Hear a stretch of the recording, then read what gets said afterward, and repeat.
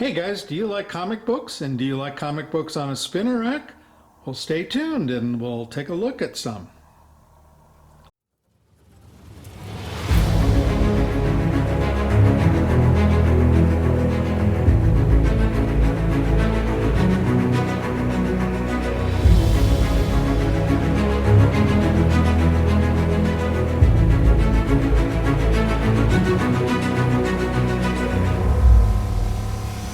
All right, guys, we are in the comic book room. Welcome.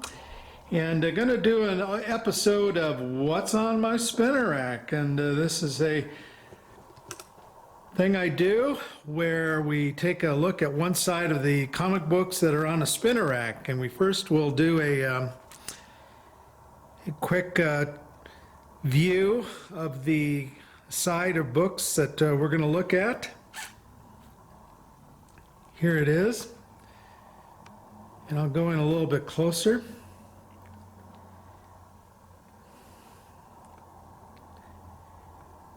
And then I'll pull these off the rack and we'll take a closer look at them. This is my reproduction Hey Kids comic book rack. I do not have the original to this rack, unfortunately. You know, one of the problems with these racks is very few people will ship them. You know, you can't take them to a UPS store or a place like that and have them pack them up. They're too large. They don't have boxes that'll fit them. And so the only way really to get somebody to ship it is to see if they're willing to fashion a box for it. And most sellers are not. So as a consequence, you know, especially here out of Denver, I see these racks come up for sale, but unfortunately they're generally somewhere in the Midwest or back east, so there's no way for me to get one. But I'm hoping one of these days I can get an original of this rack. But anyway, let me go ahead and turn the camera off, and I'll pull these books and we'll take a closer look. All right, guys, I pulled the books off of the rack, the one side of the rack. And this rack, I typically, you know, I put a smattering of different books, gold, or not, a little bit of gold, but mainly silver, bronze. And on this particular rack, I do put in some more modern stuff, typically variant covers that have caught my eye. But anyway, so I think you'll see a very varied grouping of comic books here. And we're going to start off with JLA. This is issue 144. I believe it's from 1977. Dick Dillon cover.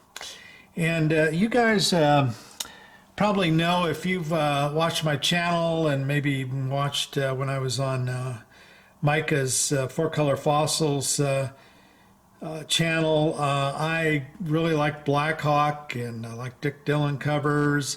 And it's not surprising that I like this book since they're the Black Hawk characters.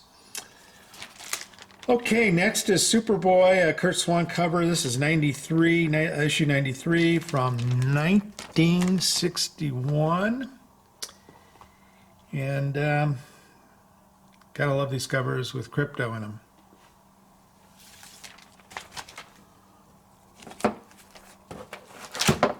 All right, next up is an Archie book. This is issue 50, also from 1961. That was a really good year because I was born in 61. But, you know, these Archie joke books, if you're not familiar with them, they typically do not contain full stories or more gag, sort of kind of like gag reels, so to speak, like one-page gags and what have you. But they got some cool covers. Okay, and a little bit more modern. This is As Guardians of the Galaxy number 9 from 2019. Really cool helmet cover. I love her costume. That headpiece and all is just really cool on that. So that's what attracted me to this book. Next is a FF reproduction, issue number 3 of the FF, and this is one of those foil covers. And I have to admit, I'm kind of a sucker for these foil covers.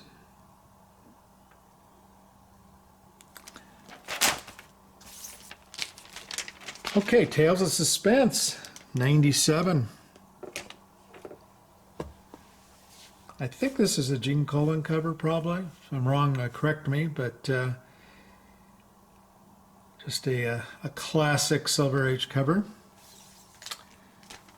And yet another Tales of Suspense. This is issue 84.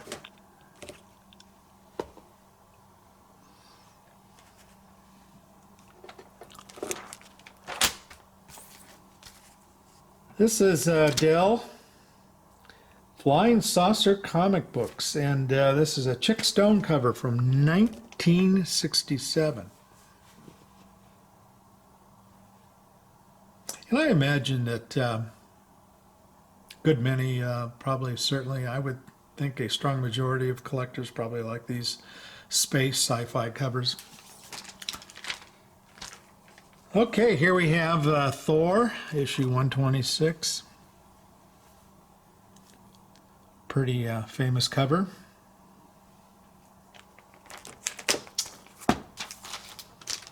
All right, next up is Dell Giant number 55.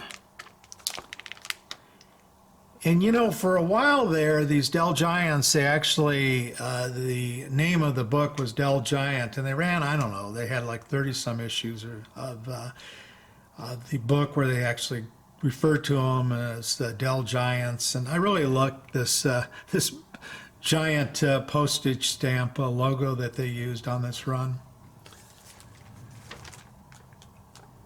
Okay, I have to admit, I'm not a big Flash collector. This is issue 144 from 64, an Infantino cover. I don't have a lot of Flash.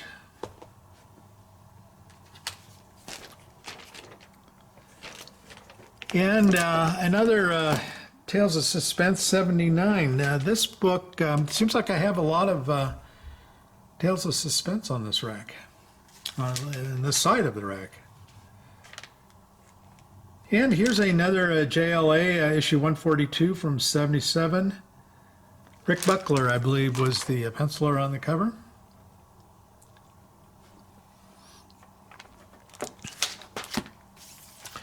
And yet another FF reproduction foil cover. This is issue number 2.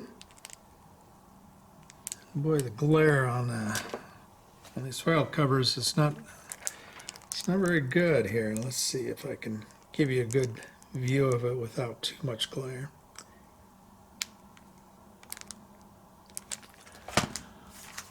Okay, next up is Kurt Swan from 61. This is Lois Lane.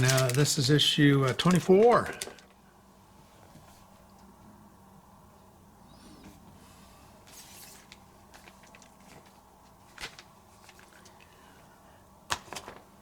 FF 98.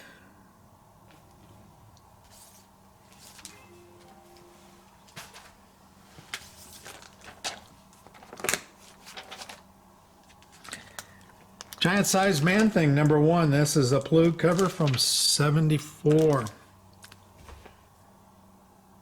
And I'll spare you any jokes about the title Giant Size Man Thing. Daredevil 74, Marie Severin 1971.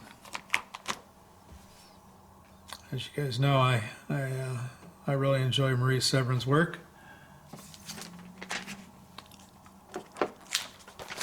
Moving into Batman, this is issue 107, Sheldon Moldoff cover from 57. Yeah, so you can see I've got a pretty wide variety of books on these spinner racks. Mystery in Space, 85 from 63. Another Infantino cover.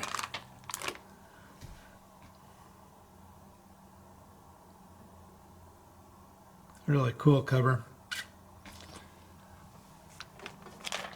Okay, a more modern, a variant cover here, which I really enjoyed. This is Amazing Spider-Man. number 1 from a recent series. The legacy numbering on this book is number 965.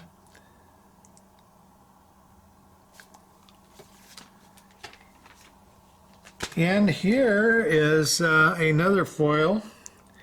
This is Spider-Man v. Predator.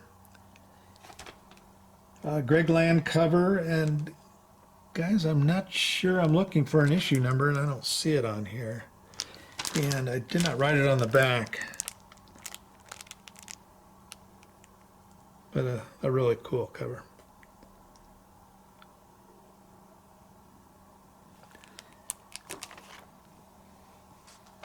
Okay, moving back to DC.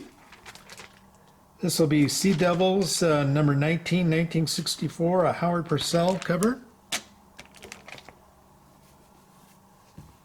This was a series that I was collecting, and I don't know, kind of for some reason I kind of stopped. I haven't picked up a cover or a book from this series for quite a number of years. I'm not sure how many of the series I have, but Sea Devils is a great title. And as you know, some of those earlier ones were done in that gray tone manner. Superman 169, 1964, Kurt Swan cover. You know, if there's a book from this era of Superman and you're not quite sure who the artist is, you could probably say Kurt Swan and most likely get it correct. That guy, man, he did a lot of Superman, didn't he? But anyway, a cool Bizarro cover there.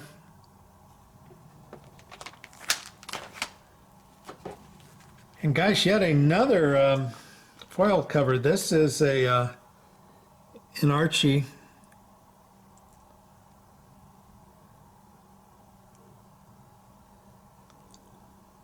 And let's see, this was, there were 30 of these made. This is issue number 4 of 30.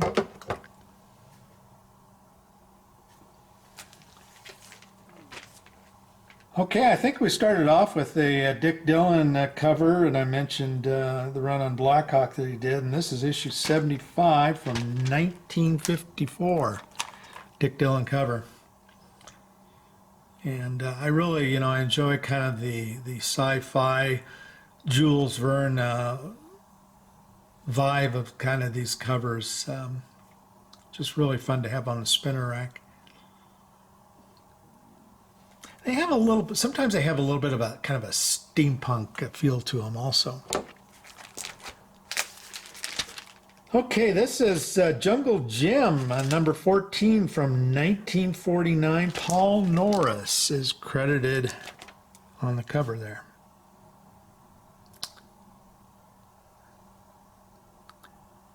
But kind of reminiscent, you know, of some of those Golden Age romance covers you see.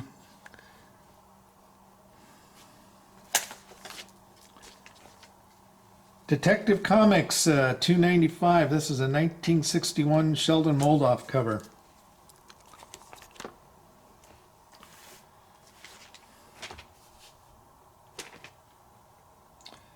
And finally, we're going to end with issue number 1 of Fun and Games Comics, magazine comics by Marvel. Owen McCarran is credited as the artist from 1979. And if you're familiar with this book, it has little games, crossword puzzles, things like that in it. But it also has some cool art here and there. If you hold on, let me take it out and let's take a look and see what's in there.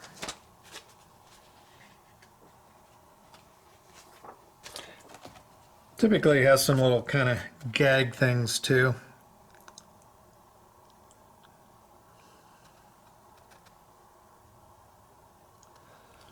Let's see. Let me flip to another page here. Let me find a good page. Now, you know, you're familiar with this game, of course. find the words in the grid of letters. But the cool thing is that it's got a lot of really cool art in it too. So it just wasn't little crossword games. Here's a cool thing.